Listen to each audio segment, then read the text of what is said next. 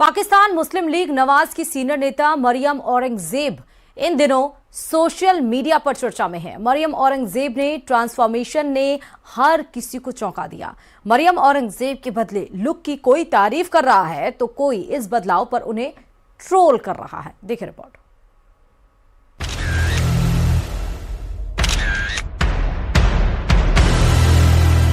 नया लुक, नया अंदाज, लेकिन वही पुराना नाम और वही पुरानी पहचान। ये पाकिस्तान मुस्लिम लीग नवाज की सीनियर नेता और पाकिस्तान के पंजाब सरकार में मंत्री मरियम औरंगजेब है, जिनका बदला हुआ लुक इन दिनों सोशल मीडिया पर सुर्खियों में है। मरियम के इस रूप को जिस किसी ने देखा उसने दांतों तले उंगली दबा ली। मरियम औरंगजेब के इस नए रूप को रिवील करने का शुभ मुहूर्त था नवाज शरीफ के नाती की शादी, जहां नवाज शरीफ के साथ जब मरियम औरंगजेब महफिल के बीच में पहुंची तो हर कोई दंग रह गया। इस नए चेहरे के बारे में जानने की होड़ लग गई, लेकिन जब हकीकत सामने आई तो हर कोई दंग था।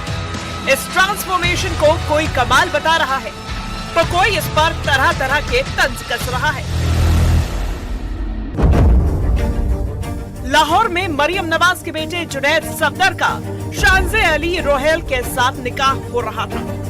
इस शाही शादी में पाकिस्तान के कई रईसजादे मौजूद थे।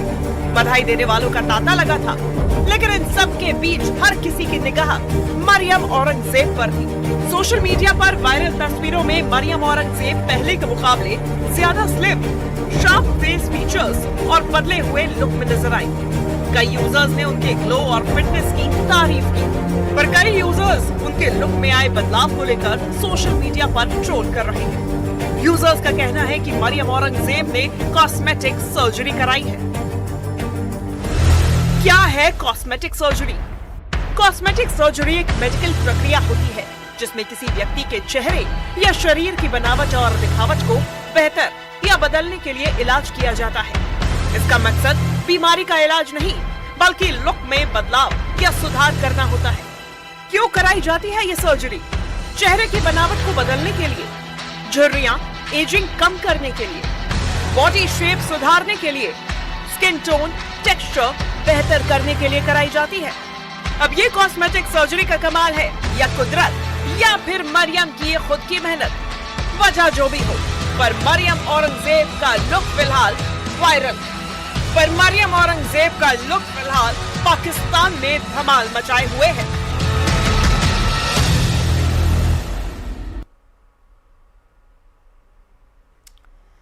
क्या असदुद्दीन ओवैसी की पार्टी AIMIM अब मुस्लिम वोटरों की पहली पसंद बनती जा रही है? और क्या कांग्रेस के परंपरागत मुस्लिम वोट बैंक में सेंध लग रही है? ये सवाल इसलिए उठ रहे हैं क्योंकि बिहार के बाद अब महाराष्ट्र के स्थानीय निकाय चुनाव में AIMIM एक बड़ी राजनीतिक ताकत के रूप में उभरी है।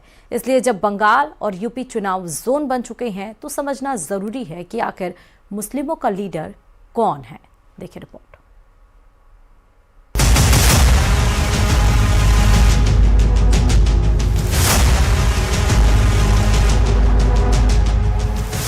देश की सियासत की नई तस्वीर ये बता रही है कि मुस्लिम राजनीति की दावेदार मानी जाने वाली बड़ी पार्टियों के समीकरण अब बदलने लगे हैं।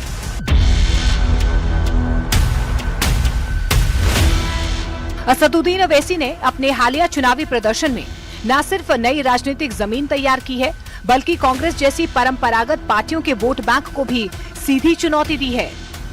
बिहार से लेकर महाराष्ट्र तक AIMIM का उभार ये संकेत दे रहा है कि मुस्लिम वोटर अब नेतृत्व और प्रतिनिधित्व के सवाल पर नए विकल्प तलाश रहे हैं। बिहार विधानसभा चुनाव में जहां कांग्रेस ने 6 सीटें जीती थीं, वहीं AIMIM ने 5 सीटें जीतकर अपनी धमाकेदार उपस्थिति दर्ज कराई थी।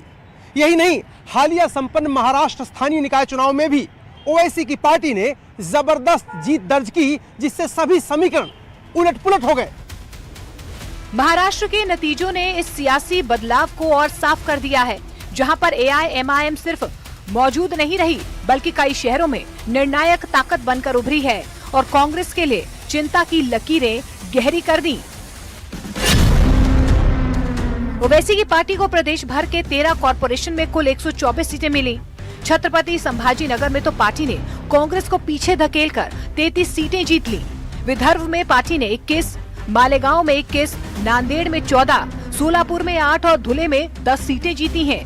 नागपुर और अमरावती में पार्टी तीसरी सबसे बड़ी ताकत बनकर उभरी है। मुंबई के बीएमसी में पार्टी के 8 कॉर्पोरेटर हैं, जबकि मनसे के 6। यहाँ पार्टी ने पवार के दोनों गुटों से ज्यादा सीटें हासिल की हैं। इन नतीजों के बाद एआईएमआईएम पर लगाए जाते रहे वोट कटवा और बीजेपी की बी टीम जैसे आरोप कमजोर पड़ते नजर आ रहे हैं। वहीं कांग्रेस को अब सेकुलर वोटों को एकजुट रखने की चुनौती साफ नजर आने लगी है, खासकर तब जब अतीत में वही कांग्रेस ओवैसी पर तीखे आरोप लगाती रही है। याद कीजिए, जब इसी कांग्रेस ने बिहार में ओवैसी की 6 सीट की मांग को खारिज कर इन पर बीजेपी के लिए काम करने का आरोप लगाया था। पूरे महाराष्ट्र के अंदर आधे से भी कम सीटें एनडीए जीता है।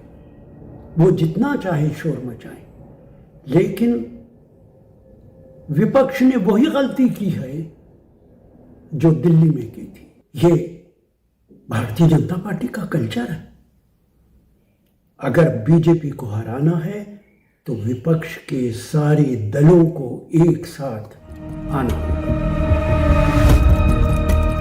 ओवैसी का सियासी सफर नया नहीं है। वो यूपीए सरकार को समर्थन दे चुके हैं और कभी गठबंधन का हिस्सा भी रहे हैं। लेकिन प्रधानमंत्री नरेंद्र मोदी के उभार के बाद ध्रुवीकरण के डर से कांग्रेस ने उनसे दूरी बना ली। कांग्रेस की रणनीति हिंदू और मुस्लिम दोनों सेकुलर वोटर्स को साधने की रही है, मगर अब मुस्लिम वोटर जिस तरह ओवैसी की मुखर मुस्लिम नेतृत्व की राजनीति के साथ खड़े नजर आ रहे हैं, उसने पार्टी की गणित बिगाड़ दी है। यही वजह है कि कांग्रेस नेताओं का एक गुट असदुद्दीन ओवैसी या बदरुद्दीन अजमल जैसे मुस्लिम नेताओं के खिलाफ बेहद सख्त रुख अपनाने से बचने की सलाह दे रहा है। असम में लगभग 35% और पश्चिम बंगाल में लगभग 27% मुस्लिम वोटर हैं जो निर्णायक हैं। और असदुद्दीन ओवैसी और बदरुद्दीन अजमल जैसे नेताओं के इन राज्यों में उभार ने कांग्रेस को अपने रुख पर दोबारा सोचने पर मजबूर कर दिया है। Arun Singh, news 18 India, Delhi.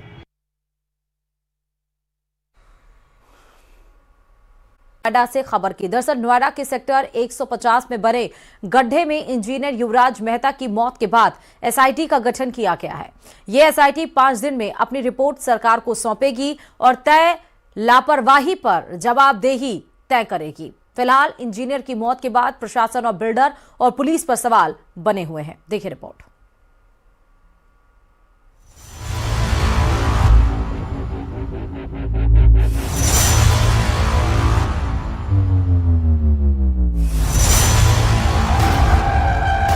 नोएडा में युवराज मेहता की मौत पर सवाल अभी बाकी है। बिल्डर के खोदे 50 फीट गहरे गड्ढे पर पड़ताल अभी बाकी है। बाकी है उन पर जवाबदेही तय करना जो युवा इंजीनियर युवराज मेहता को बचाने में नाकाम रहा। ये वही गड्ढा है जिसमें डूबकर 27 साल के सॉफ्टवेयर इंजीनियर युवराज मेहता की मौत हो गई थी। इस गड्ढे को बिल्डर अभय कुमार ने बेसमेंट के लिए खुदवाया था। सड़क किनारे बने इसी बेसमेंट के गड्ढे में युवराज की कार गिरी थी। उसे बचाने की लाख कोशिशों के बाद भी वो मौत के मुंह में समा गया। 4 दिन बाद उस गड्ढे से युवराज की कार को प्रशासन ने निकाल लिया है। जवाबदेही तय करने के लिए एसआईटी का गठन किया गया है। ये एसआईटी 5 दिन में अपनी रिपोर्ट सरकार को सौंपेगी। फिलहाल बेसमेंट के लिए गड्ढा खुदवाने वाले बिल्डर अभय कुमार को गिरफ्तार कर लिया गया है। नोएडा अथॉरिटी के सीईओ लोकेश एम को भी हटा दिया गया है। ट्रैफिक विभाग के अधिकारियों को नोटिस जारी कर जवाब मांगा गया है, जबकि एक जूनियर इंजीनियर को बर्खास्त कर दिया गया है। 16 जनवरी की आधी रात युवराज मेहता की मौत हो गई। वो गुरुग्राम से नोएडा अपने घर आ रहे थे। रास्ते में एक तीव्र मोड़ आया, कोहरा घना था और उनकी कार हादसे का शिकार हो गई। कार नोएडा के सेक्टर 150 में एक गहरे गड्ढे में गिर गई। ये वही गड्ढा था जिसे निर्माणाधीन बेसमेंट के लिए खोदा गया था। गड्ढा एकदम खुला था और उसमें पानी भरा हुआ था। हालांकि हादसे के बाद भी युवराज किसी तरह अपनी कार की छत पर पहुंचे मदद के लिए चीख पुकार मचाई। उन्होंने हादसे के बाद अपने पिता को कॉल कर हादसे के बारे में भी बताया, जिसके बाद पिता ने पुलिस को कॉल करके मदद मांगी थी। पिता की कॉल के बाद पुलिस, फायर ब्रिगेड, एसडीआरएफ की टीम भी मौके पर पहुंची, लेकिन ये सरकारी अमला इंजीनियर युवराज मेहता को बचाने में नाकाम रहा। युवराज की गड्ढे के पानी में डूबने से मौत हो गई। अब एसआईटी की टीम लापरवाही करने वालों पर रिपोर्ट तैयार कर रही है।